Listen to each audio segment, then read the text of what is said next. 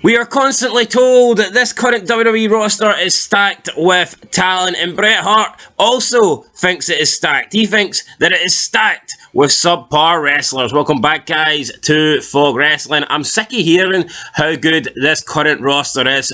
Full of main event stars, full of great talent, best roster we've ever had. The truth is, this roster fucking sucks. It's full of mid-carders. There's only a couple of guys, and I'm clutching at straws with them. I think there's only a couple of guys that I actually would put in any era from this current era. Most of them are legit mid-carders. Most of them would be jobbers in previous eras, and the only reason that they get main event spots nowadays are because there is nobody else. Think about it. If you have a roster with 50 fucking bums, just 50 bums, then some of those bums have to be main event. Some of those bums have to be champions. That's the way it is in WWE nowadays. Nobody is the draw. Nobody is the star. WWE as a brand, WWE as a product is the star. It's not like back in the day where you actually had stars like Austin and Hogan and Rock and Taker. We don't have that now. We just have the WWE umbrella, as Rihanna would say,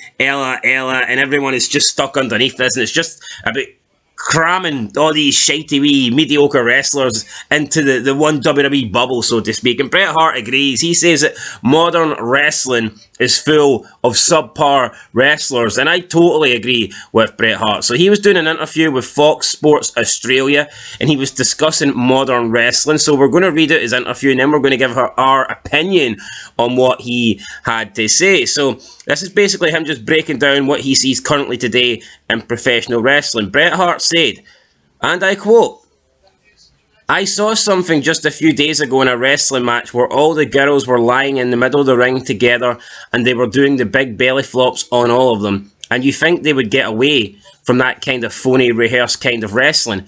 Who wants to watch that? I don't want to watch that. I know my kids don't want to watch that. I find a lot of the wrestlers today are like, when they land where they land, they realise 30 seconds later that they're in the wrong spot and they start wiggling all the way across the ring to get in the right position. That's a fail. You get an F in my academy when you do stuff like that. And when these guys dive over the top rope onto 20 wrestlers on the floor, they've got to stop doing that. It's not real. And with the chops and everybody chopping themselves, what a bunch of baloney. Nobody ever won a match with a chop. All the wooing is really taking away from the beauty and the art of great wrestling. There's a lot of great wrestlers out there that can deliver great matches, but there's so many wrestlers out there that are subpar, in my opinion, that don't know what they're doing out there, and they allow themselves to rely on things like chops, which I think is sort of like cheap heat. You get a reaction, but what's your reaction? You're whipping a guy across the chest with your hand, okay, so you're hurting some guy for real, for some stupid reason, and the crowd sort of reacts to it. In my understanding of pro wrestling, anytime anyone does anything to you that hurts for real, chopping, putting blisters on your chest when you go to your room or bed, anytime anyone does things to you for real, they're in the wrong business. They're doing it wrong, because you're not supposed to get hurt. You're not supposed to come back to your dressing room from that night or to your hotel room and have a big lump on your head and a black eye and your teeth are knocked out. That's Bill Goldberg wrestling. That's not how it's done. End of quote. Ah, yeah! Big Bret getting stuck into Bill. He was teasing it, and then he delivered.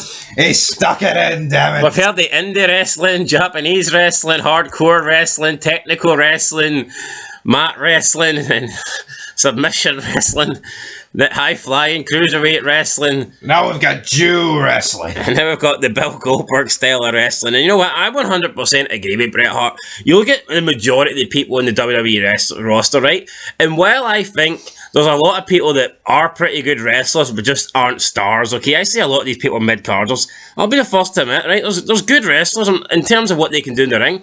Not denying that. Just the fact is, like, 95% of them just aren't stars, and they don't have the mic skills, they don't have the personality, they don't have the charisma to back up what they do in the ring.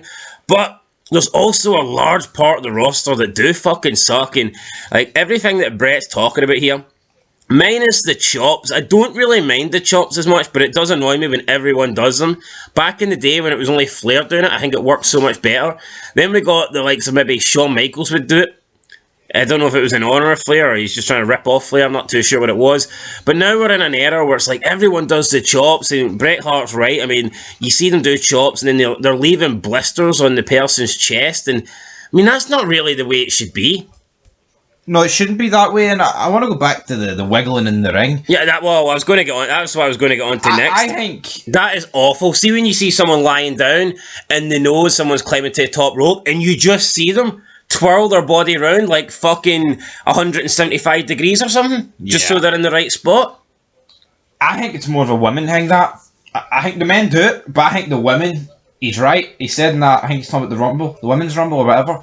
I think the women do that more or less every other match. But see RVD, he would just make it work. It didn't matter what dodgy angle. It doesn't matter what position you were at. You know, he would just fucking alternate in midair. The spot where they're out on the outside and they come together like a pack of wolves, and they're just standing staring for 10 seconds when they could move it the way. But no, we need to stand there. We need to catch you. Do you think? See the Hart Foundation. See if they saw Goldberg coming at them with the fucking the sweet chin music. Would they have waited for 10 seconds to try and catch his boot with their face? Exactly. They wouldn't have done that. Right? They'd have saved Bret. Fucking Bret's right. I know he likes to moan, and I think he's a wee bit too harsh on Triple H, although I'm pretty sure a lot of people will be changing their opinions on that lately. What's he rate Goldberg matches if he rates Triple H? 4 out of 10? Minus 4 out of 10. Minus 4 out of 10, buddy. Has Bret ever said anything positive about Goldberg? No. I mean, pre-99. I've more positive things to say about Goldberg than I do current wrestling. Yeah. Now, I think the three big things that Bret pointed out... Alright, I'll be honest, the chopping thing, I did seem more like a dig at Ric Flair, to be fair. But, why don't you be fair to Flair? But when he's talking about the whole wrestlers wiggling halfway across the ring and turning their bodies round to get in the right position, I agree, that's awful. He also mentioned that we didn't pick up on, he also mentioned like the spot where you'll have synchronized moves. Like, he picked out a match where there was, I believe, 4 women laying in the ring and 4 other women all at the same time did big belly flops on them. So it was like synchronized, a 4-way. Yeah. We've seen this in the past where I think it's the Young Bucks did it once. I mean, you see that all the time in AEW with the 6-man trio matches, where they'll do the exact same moves on their opponents. Yeah. Like triple Canadian destroyers. I seen that once.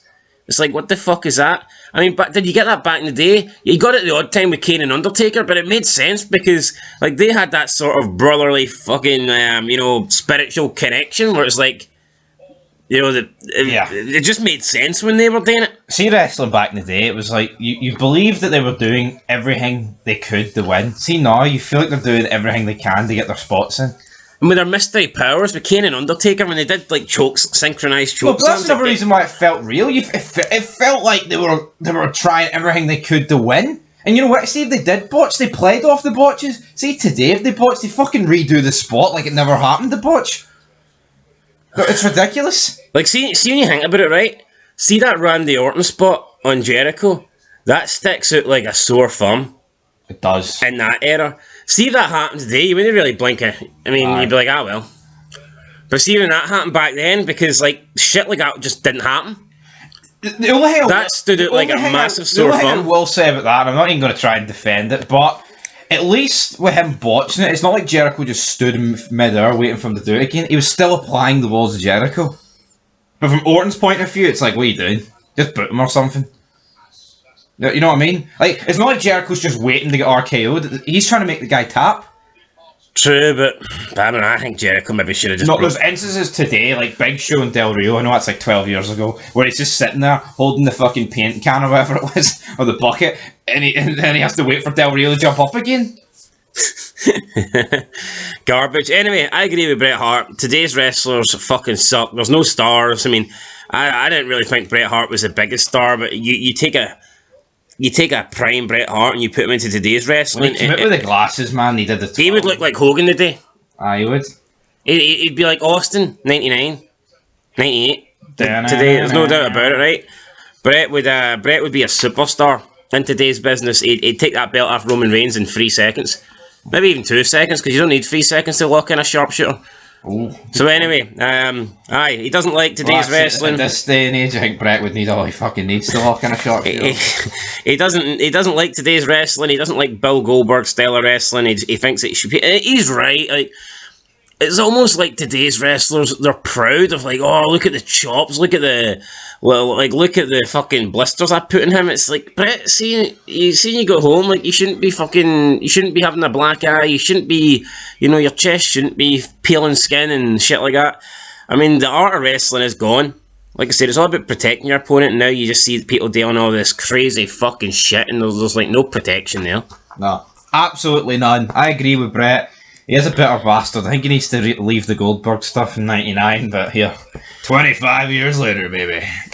The most bitter there was, the bitter there is, and the most bitter there ever will be. Till next time, guys. Peace.